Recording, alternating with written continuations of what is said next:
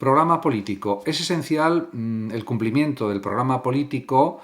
porque un partido que ha llegado al gobierno, que ostenta el poder, pues tiene que, diríamos, proponer medidas económicas, sociales, medidas legislativas, leyes nuevas, que beneficien la calidad de vida de los ciudadanos y, por ejemplo, tomar medidas en relación con la intervención del alquiler de la vivienda para que esté a un precio asequible y sostenible, y otras muchas medidas como construcción de muchas más viviendas cada año, por ejemplo 260.000 viviendas cada año, y otras muchas medidas también en relación con el desempleo, el trabajo basura o contratos basura, y otras muchas cuestiones como por ejemplo dotar de más profesionales a la sanidad española ante el envejecimiento de la población y pues otras muchas medidas sociales que se pueden tomar de acuerdo con el programa político. Y por eso es esencial cumplir ese programa político de la mejor forma posible. Gobernar con mayoría por parte de un partido político en España es lo más indicado y lo más adecuado, porque de otra forma, como esté pendiente de acuerdos o pactos de gobierno puntuales con algún partido político, va a estar siempre el partido en el gobierno condicionado por lo que diga ese partido minoritario o partidos minoritarios que tienen la llave de la aprobación de leyes, de medidas sociales, medidas económicas, etc. Y eso es realmente un problema muy considerable para una acción de gobierno realmente efectiva, eficiente, eficaz.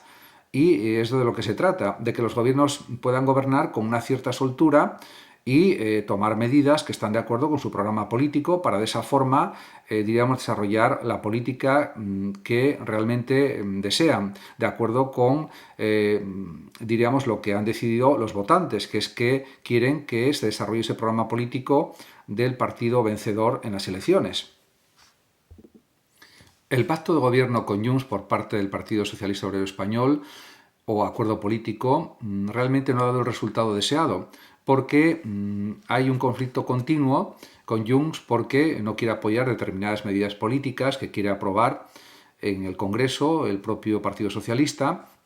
y esto produce, diríamos, como un problema de bloqueo político en la toma de decisiones del partido en el gobierno, y esto es algo, a mi juicio, grave para la democracia española y sobre todo para la gobernabilidad de España. En ese sentido, diríamos que a nivel teórico parecía bueno el pacto porque supuestamente iba a haber un acuerdo entre estos dos partidos y había unas condiciones que cumplir el pacto y a cambio de esas condiciones Junts apoyaría las decisiones políticas del gobierno. Pero esto no ha sucedido de esa manera y al final la política del PSOE se ha visto complicada por la oposición de Junts en algunas medidas que habría que aprobar, como por ejemplo la cuestión de la aprobación de los presupuestos generales del Estado. Y esto supone pues un cierto bloqueo político. La gobernabilidad de un país, a mi juicio, es imprescindible para que el partido político que llega al poder y que tiene la función de gobernar y el derecho a gobernar, pues pueda, diríamos, ejecutar su programa político en la mayor parte de sus puntos, si no es en todos, y de esa manera pues realizar una buena labor de gobierno. Ahora bien, si un partido político que ha llegado al gobierno resulta que una gran parte de su programa político no lo puede aplicar, o una parte considerable, un 30% o un 50%, por ejemplo, no se puede realmente desarrollar porque le faltan los apoyos parlamentarios, me parece que no es, diríamos, un gobierno que está desarrollando una gobernanza adecuada para, diríamos, beneficio del país que está gobernando. Y en ese sentido creo que ahí no habría suficiente gobernabilidad, porque si tiene que estar pendiente de los apoyos de un partido determinado o dos partidos determinados, pues realmente no es libre para tomar decisiones políticas que son absolutamente necesarias y que tienen que, diríamos, ponerse en marcha para beneficio de gran cantidad de ciudadanos. Mantenerse en el poder una vez que se llega al gobierno es algo muy común en todos los políticos que llegan a ser presidentes del gobierno, primeros ministros, etc. Es algo entendible, pero yo creo que todo tiene sus límites. Y cuando un presidente del gobierno o un primer ministro observa que no tiene un apoyo suficiente para aprobar leyes, para aprobar medidas sociales que son absolutamente necesarias para un país, quizás tenga que replantearse y repensar si merece la pena seguir al frente del gobierno y si no sería mejor convocar nuevas elecciones para intentar, diríamos, desbloquear la situación política. Y eso, muy pocos dirigentes políticos son capaces de hacer o quieren hacer. En ese sentido, creo que mantenerse en el poder a toda costa no es lo mejor para un país. Y eso debían tenerlo presente todos los políticos que llegan a ser presidentes del gobierno o primeros ministros, depende de cada país.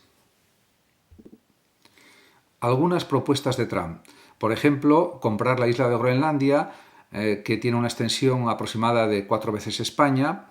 y esto debido a sus recursos naturales, recursos de minerales, de petróleo, etcétera, tierras raras, etcétera, y también por su importancia geoestratégica. Pero es que Estados Unidos ya dispone de una base militar en el norte de Groenlandia, la base de Thule,